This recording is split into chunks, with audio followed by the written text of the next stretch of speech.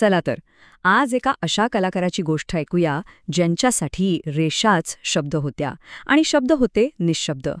आपण बोलतोय महान व्यंगचित्रकार मंगेश तेंडुलकरांबद्दल. त्यांच्या मते त्यांची खरी भाषा ही शब्दांशिवायची होती. व्यंगचित्र ही निःशब्द भाषा आहे. हे फक्त एक वाक्य नाहीये, नाही. हे त्यांच्या संपूर्ण करिअरचं, त्यांच्या विचारांचं, त्यांच्या कलेचं मूळ आहे. सगळं काही ह्या एकाच कल्पनेवर उभा आहे. तर मग चला पाहूया कसा होता हा निःशब्द भाषेचा प्रवास. मंगेश तेंडुलकर म्हणजे फक्त एक व्यंगचित्रकार नव्हते, अजिबात नाही. ते होते कथाकार. असे कथाकार ज्यांना मोठमोठ्या गुंतागुंतीच्या भावना किंवा समाजाला काहीतरी महत्त्वाचं सांगण्यासाठी शब्दांची गरजच नव्हती. त्यांनी तो मार्ग रेषांमधून शोधला होता. तर सगळ्यात पहिला प्रश्न की ही इतकी शक्तिशाली निःशब्द भाषा सुचली कुठून? म्हणजे कलाकाराला कल्पना येते तरी कशी, कुठून येते? याचं उत्तर खुद तेंडुलकरांच्याच एका अनुभवात सापडतं. गोष्ट अगदी साधी आहे. एका कार्यक्रमात गेले होते, तिथे त्यांना भेट म्हणून एक नारळ मिळाला. आता आपल्यासाठी तो फक्त एक नारळ असतो, बरोबर. पण त्यांच्या कलाकार नजरेला त्या नारळाच्या शेंडीत एका लहान मुलीचं पोनीटेल बांधलेलं डोकं दिसलं. बस त्याच क्षणी स्त्री भ्रूण हत्येसारख्या इतक्या मोठ्या आणि गंभीर विषयावरच्या एका जबरदस्त पोस्टरची कल्पना जन्माला आली. आणि मग त्या कल्पनेतून साकार झालं हे चित्र. बघा, पहिल्यांदा दिसते की एक हात दगडावर नारळ फोडतोय, पण जरा नीट पाहिल्यावर त्या नारळाला एक छोटासा कानातला दिसतो आणि काळजाचा ठोका चुकतो. अरे, हा तर नारळ नाहीये, हे तर एका लहान मुलीचं डोकं आहे. आणि मग तिसऱ्या क्षणी दुसरा एक हात पुढे येतो आणि तो क्रूर हात थांबवतो. कमाल आहे नाही का? एकही शब्द नाही, पण संदेश थेट पोचतो. मग तो माणूस साक्षर असो वा निरक्षर. यावर तेंडुलकर काय म्हणायचे माहितीये? ते म्हणायचे, कल्पना म्हणजे नदीतल्या माशासारखी असते. कलाकाराने मच्छीमारासारखं नदीच्या प्रवाहात शांत उभं राहायचं. कल्पना नावाचा मासा जवळून गेला की पटकन पकडायचा. म्हणजे कल्पनांच्या मागे धावायचं नाहीये, तर त्या जेव्हा समोरून जातात ना, तेव्हा त्यांना ओळखण्या इतकं सजग राहायचं. बस. बरं, हे तर झालं सामाजिक संदेशांबद्दल.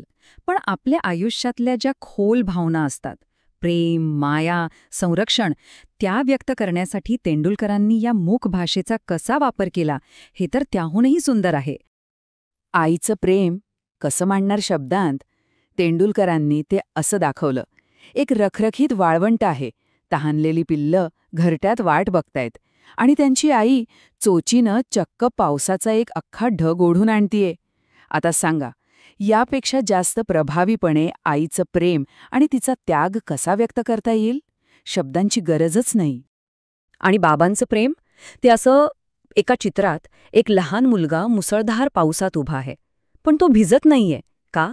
कारण त्याच्या डोक्यावर बाबा हा शब्द आहे, तो त्याला वाचवतोय. दुसऱ्या चित्रात तोच मुलगा आता मोठा झालाय, म्हातारा झालाय. डोक्यावरचा बाबा हा शब्द आता नाहीये, पण तरीही पाऊस त्याच्या आजूबाजूनी पडतोय, त्याला स्पर्श करत नाहीये. हेच तर आहे वडिलांचं ते मूक संरक्षण, जिथे नसतानाही आपल्यासोबत कायम राहतं. आणि म्हणूनच हा प्रश्न पडतो की आईबाबांचं हे प्रेम, ही माया, हे संरक्षण खरंच शब्दांमध्ये मांडता येतं का? तेंडुलकरांचं तर ठाम मत होतं की काही भावना इतक्या खोल असतात की त्यांना फक्त आणि फक्त ही निःशब्द भाषाच न्याय देऊ शकते. आता सगळ्यात इंटरेस्टिंग गोष्ट, इतकं सगळं प्रभावीपणे मांडणारा हा कलाकार, तुम्हाला आश्चर्य वाटेल, पण त्यांनी कधीही कलेचं औपचारिक शिक्षण घेतलं नव्हतं. त्यांचं शिक्षण झालं 2 टोकाच्या गुरूंमुळे. हो, 2 गुरू. एकीकडे होते कलेच्या दुनियेतले सम्राट, प्रख्यात चित्रकार दीनानाथ दलाल, आणि दुसऱ्या टोकाला होते एका प्रदर्शनात भेटलेले एक सामान्य निरक्षर शेतकरी. एकाने त्यांना कलेचं तंत्र शिकवलं, तर दुसऱ्याने कलेचा आत्मा काय असतो हे दाखवलं. दीनानाथ दलालांकडून मिळालेला धडा तर फक्त 15 मिनिटांचा होता. दलालांनी त्यांची चित्र पाहिली आणि म्हणाले, मंगेश, कमीत कमी रेषा, कमीत तपशील आणि शब्दांशिवाय जास्त आशय, हा नवा ट्रेंड आहे. तुझी पद्धत जुनी झाली आहे. बस, या एका वाक्याने, त्या 15 मिनिटांच्या सल्ल्याने तेंडुलकरांची अख्खी शैलीच बदलून गेली. आणि तो शेतकरी? तेंडुलकर गमतीनं पाहत होते की तो आपल्या कुटुंबाला चित्रांचा अर्थ कसा समजावून सांगतोय. आणि तेव्हा त्यांना एक मोठी गोष्ट कळली की खरी कला ही कलाकाराच्या मनात नाही, तर ती पाहणाऱ्याच्या मनात जिवंत होते. आपण काय विचार करून चित्र काढतो आणि समोरच्या ते कसं समजतं यातलं अंतर समजणं हे कोणत्याही युनिव्हर्सिटीच्या डिग्रीपेक्षा मोठं शिक्षण होतं. त्याच दिवशी त्यांच्या निःशब्द भाषेला वैश्विकतेचा खरा शिक्का मिळाला. तर मग मंगेश तेंडुलकरांच्या या प्रवासातून, त्यांच्या या कलेतून आपण नक्की काय शिकायचंय? या व्यंगचित्राची खरी ताकद आहे तरी काय? तेंडुलकरांनी आपल्याला एकच गोष्ट शिकवली, की व्यंगचित्र म्हणजे फक्त काही रेषा नाहीत. नाही, ती एक मूक कथा आहे, शब्दांशिवायची कविता आहे. आपल्या सगळ्यांच्या अनुभवांना दाखवणारा एक आरसा आहे. त्यांचं काम आपल्याला सतत आठवण करून देतं की सगळ्यात मोठा संवाद साधण्यासाठी कधीकधी सगळ्यात कमी शब्दांची किंवा शब्दांची गरजच नसते. गरज असते फक्त सूक्ष्म निरीक्षणाची आणि भावनांच्या खोल जाणीवेची. तेंडुलकरांची सगळ्यात मोठी देणगी हीच होती की त्यांना आपल्या आजूबाजूला दडलेल्या या मूक कथा दिसायच्या. त्या आपल्याला आव्हान देतात की आपणही आपले डोळे उघडे ठेवावेत आणि आपल्या अवतीभोवतीच्या जगाकडे जरा जास्त लक्ष देऊन पाहावं.